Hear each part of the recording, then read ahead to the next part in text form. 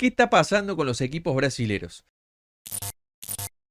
Bueno, acá abajo van a tener como siempre los capítulos para que puedan ir seleccionando. Vamos a hablar de lo que está pasando en el campeonato brasilero, de cómo viene la preparación, el mercado de pases de los brasileros, revisar la Libertadores, la Sudamericana, qué es lo que pasa a futuro y después algunos datos de por qué, de calendario, de campeonatos, de jugadores, bueno, de todo lo que está pasando que explica un poco y por supuesto mi opinión al final de lo que yo creo que está pasando y que justifica lo que pasa con los brasileños. Principalmente también saber, che, esto quiere decir que esta Libertadores es una gran oportunidad para que Racing, River, Estudiantes sean campeones de la Libertadores o es una engaña pichanga ahora del comienzo. Así que vamos a hablar de todo eso, el chivardo, unos segunditos y ya seguimos. En nuestra página, en futbolleyendas.com, vos te podés conseguir esta camiseta y un montón de camisetas históricas de Maradona, de la selección argentina, del Real Madrid, de Boca, de River, de lo que vos quieras.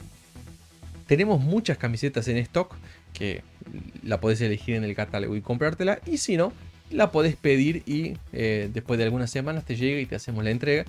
Así que la calidad siempre es excelente. Si vos querés hacer tu compra directa internacional, podés ir a Progress Shop y hacer la compra. Pero si vos no querés, la querés comprar ya en Argentina a través de Mercado Pago para no tener que andar, viste, haciendo importación, aduana, FIP, qué sé yo, bueno, entra a Fútbol Leyendas. Ahí elegís tu camiseta, la compras. Si hay una camiseta que vos querés y no está, ponete en contacto con nosotros, pedila, que nosotros te la podemos traer y te la podemos entregar. Así que las camisetas son impresionantes, de una calidad excelente. En la descripción está el link, es solo clicar y comprar. Bueno, muchachos, banquen con el me gusta, banquen con suscribiéndose, compartiendo el video y comentando para que podamos interactuar. Siempre leo los comentarios de todos.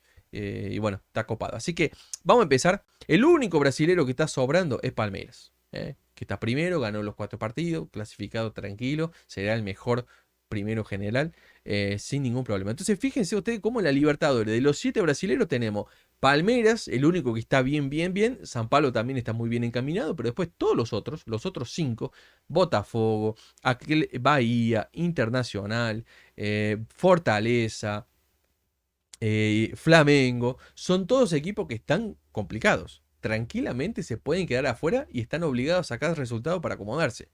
Entonces llama la atención porque generalmente uno esperaba que en 4 fechas ya estuvieran en primero, en segundo, acomodados. Y en la Sudamericana también pasa lo mismo. En la Sudamericana tenemos, en el grupo A no hay, en el grupo B tenemos a Victoria, que ya está muy complicada, con 3 puntos en 4 partidos. Entonces prácticamente afuera. Corinthians también está prácticamente eliminado con 5 puntos porque ahora le quedan 2 partidos de visitantes. Juega primero en Uruguay contra la Academia de Uruguay y después termina contra Huracán en Buenos Aires. O sea que es muy difícil que Corinthians primero no va a ser, ya está 5 puntos abajo cuando faltan 6 por jugarse con Huracán. Y aunque fuese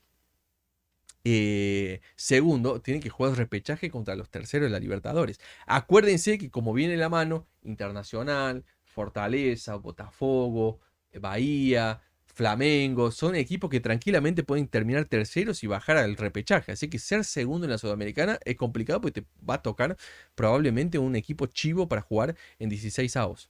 Gremio está segundo con 8 puntos, mientras que Godoy Cruz está primero. Acuérdense que Godoy Cruz es un desastre en Argentina. No clasificó a los octavos de final de la apertura y está primero en el grupo acá. O sea, para que se den una idea de cómo lo de Gremio no es nada bueno.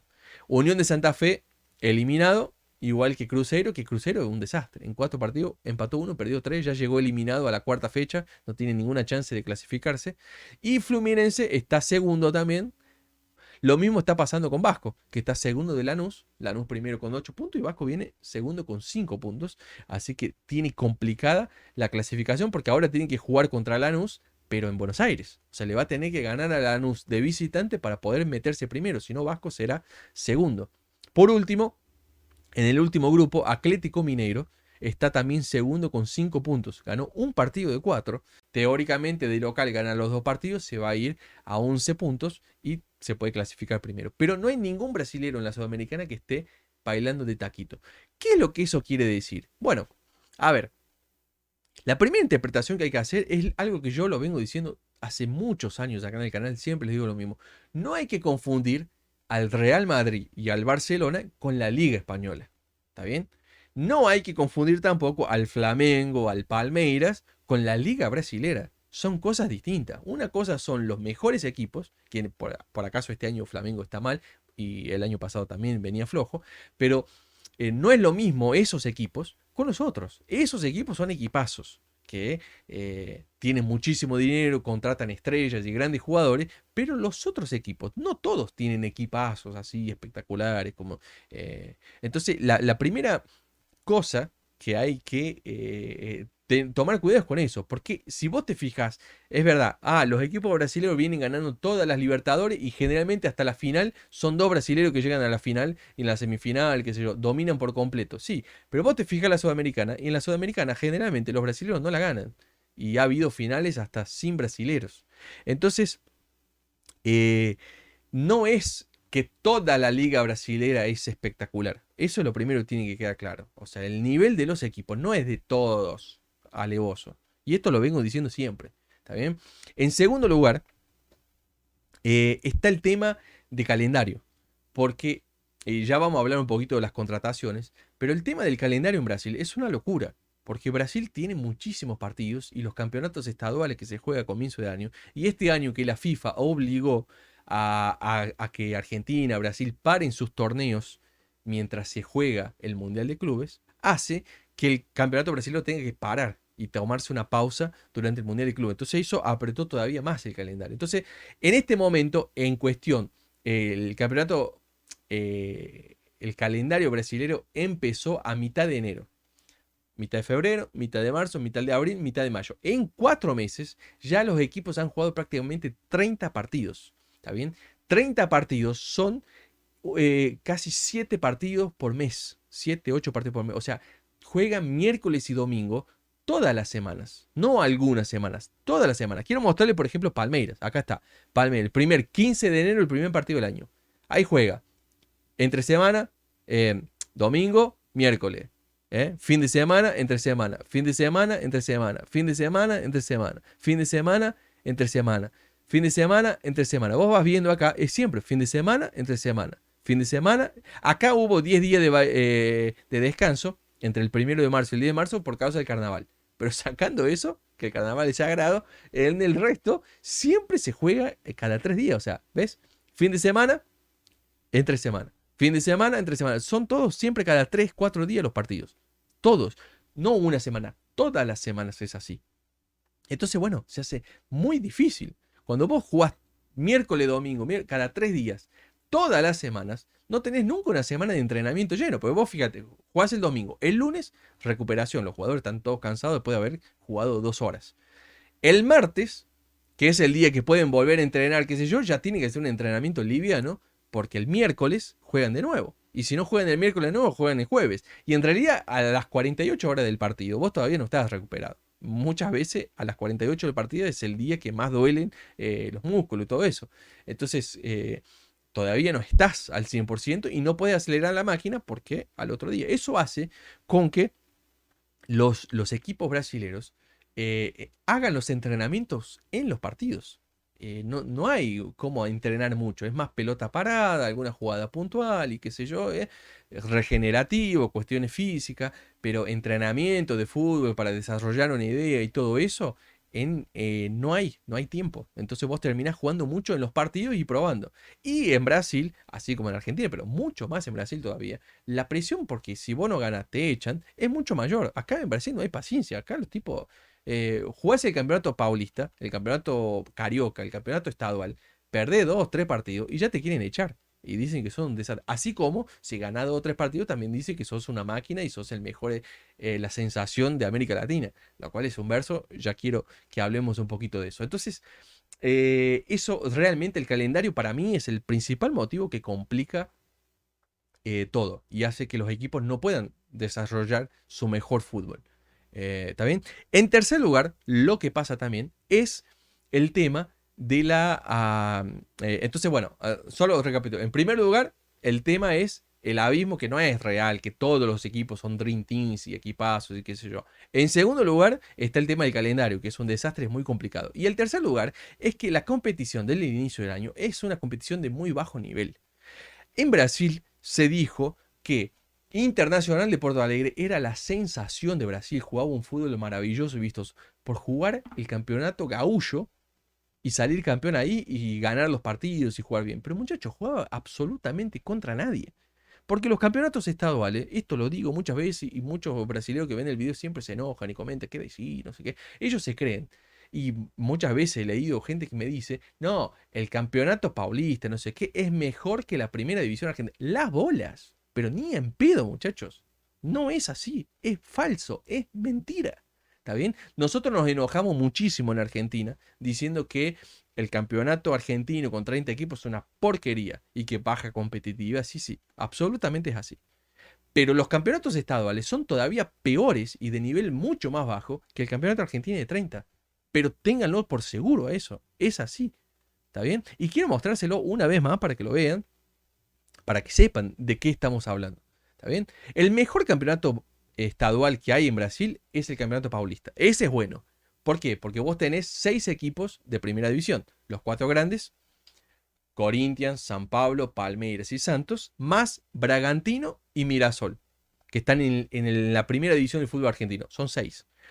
Después en segunda división solo tenés 2. Botafogo de San Pablo y Novo Horizontino. Están en segunda división.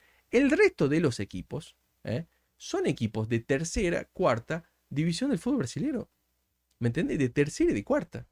Entonces no es un campeonato tan complicado. Vos jugás muchos partidos contra equipos realmente semi-amateurs.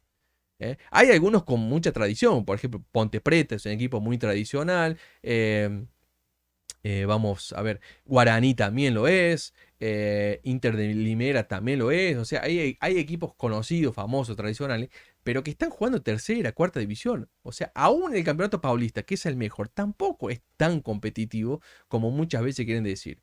¿Me entendés? Y el campeonato carioca, ahí vos tenés en primera división solo los 4 grandes, Flamengo, Fluminense, Vasco y Botafogo. Y después en segunda división tenés un solo equipo, que es el Volta Redonda, que salió segundo. Los otros equipos, Sampaio Correa, Nova Iguazú, Madureira, Boavista, Botafogo, Portugueses de Río de Janeiro, Bangu, todos esos son tercera, cuarta división, son equipos del montón. O sea, no son competitivos. Y ni que hablar si vos te vas al campeonato mineiro, al campeonato gaúcho. En el campeonato mineiro directamente vos tenés de primera división solo Atlético Mineiro y Cruzeiro.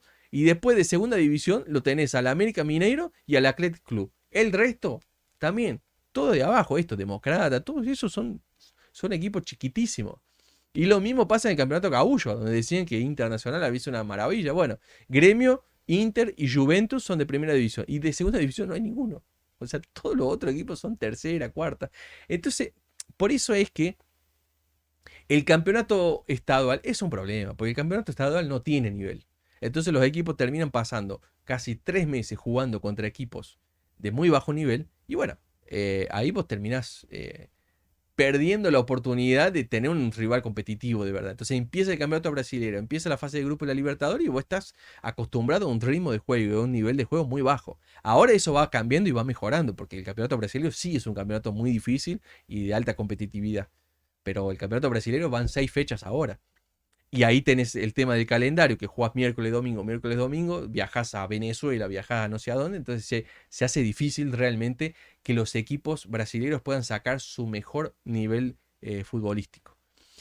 Así que bueno, eso es un poco lo que pasa con el Campeonato Brasil, las 3 principales razones para mí de por qué este inicio es tan complicado. Y vos decís, che, bueno, Fara, pero escúchame, esto ya pasaba todos los años y los equipos brasileños venían arrasando. Bueno, ya les he dicho que no es tan así, porque los equipos brasileños, Flamengo, Palmeiras, eso sí, pero Cruzeiro, acuérdense el año pasado, Cruzeiro contra Boca.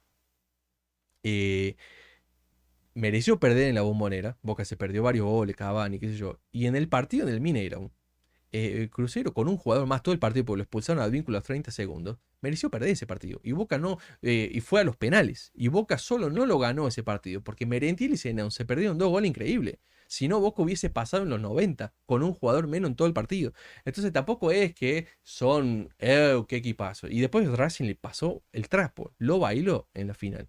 ¿Está bien? Entonces, que lo mismo, vos fijate que como en la academia el año pasado, Atlético Paranaense, a Bragantino, a Corinthians y a Cruzeiro les ganó claramente a todos. ¿Está bien? Entonces, esa idea de no, los brasileños, la liga brasilera es espectacular, todos los equipos, mentira, no es verdad, ¿está bien? Eh, Hay un abismo de diferencia entre Flamengo, Palmeiras y esos equipos con el resto de los equipos. Por último, me queda hablar del mercado de pases. El mercado de pases.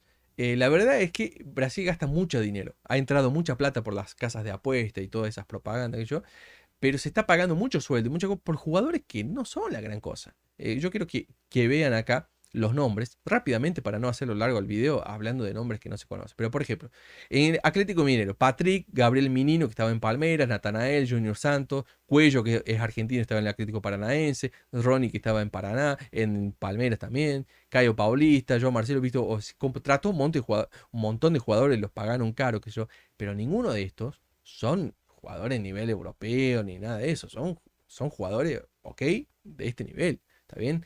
Bahía también, como Atlético Paranaense se fue al descenso, muchos jugadores los vendieron a todos. Entonces ahí compraron a Eric, Michel Araújo, Eric Pulga, William José, ese es el que jugaba en la Real Sociedad en el Campeonato Español hace unos años atrás. Bueno, ahí volvió de Rusia para acá.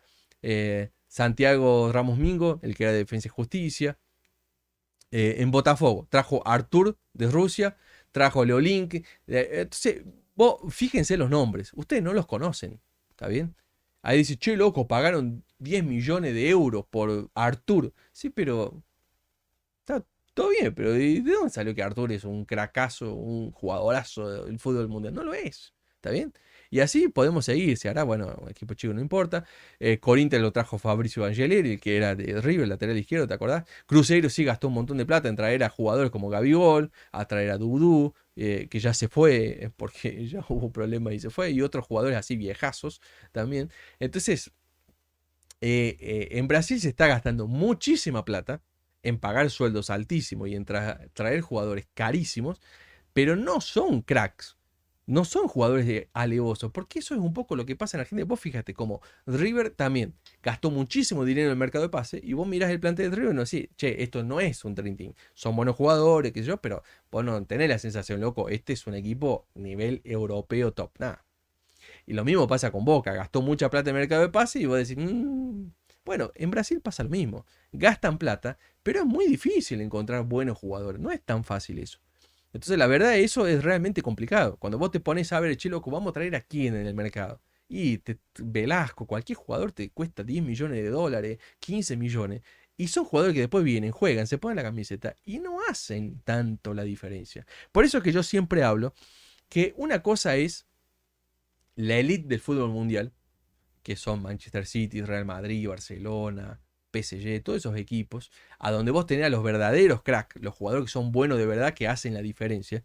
Y después tenés excelentes jugadores, muy buenos jugadores, pero que son jugadores terrenales, a los que vos los podés parar, no son imparables. Y bueno, y eso es la realidad, por más plata que tenga el fútbol brasileño y por más buenos jugadores y millones que gasten en traer jugadores, estos jugadores que vienen son muy buenos, son mejores que los que están en otros equipos, en otras ligas, que yo, pero aún así son jugadores terrenales, no son, o sea, esto lo he dicho muchas veces, pero es una verdad. Fíjense, pónganse a analizar, a ver los partidos y se van a dar cuenta que los cracks de América Latina no son jugadores, o sea, la diferencia que Messi, Cristiano Ronaldo, que Neymar, que esos cracks hacían en Europa, en el Barcelona, es mayor que la diferencia que los cracks de América Latina hacen contra los equipos y las defensas de acá de América Latina. Porque son jugadores más terrenales, por más que cuesten mucha plata, por más que sean excelentes. Entonces eso termina haciendo con que realmente no sean equipos invencibles. Y es por eso que este año, a pesar de que después del Mundial de Clubes, del mercado de pases, y a partir de agosto, los octavos de final va a ser una otra realidad y una otra verdad, van a contratar jugadores, los equipos se van a acomodar, van a tener más tiempo de trabajo y qué sé yo, va a empezar la verdadera copa. Aún así, es una Copa Libertadores y una Copa Sudamericana donde los equipos argentinos tienen todo para competirles de igual a igual. ¿Está bien? Y hacer algo realmente competitivo. No, nadie va a ganar de taquito, ni los brasileros ni los argentinos, pero se puede competir. No hay equipos imposibles. En Argentina, en Brasil, en la Libertadores, Dream Team, muchachos, no existe. Eso no existe. Así que el fútbol sudamericano siempre será competitivo. Los leo en los comentarios, pónganme si están de acuerdo conmigo, si vieron, cómo la ven y qué les parece que esto va a seguir. Y la seguimos en el próximo video. Abrazo.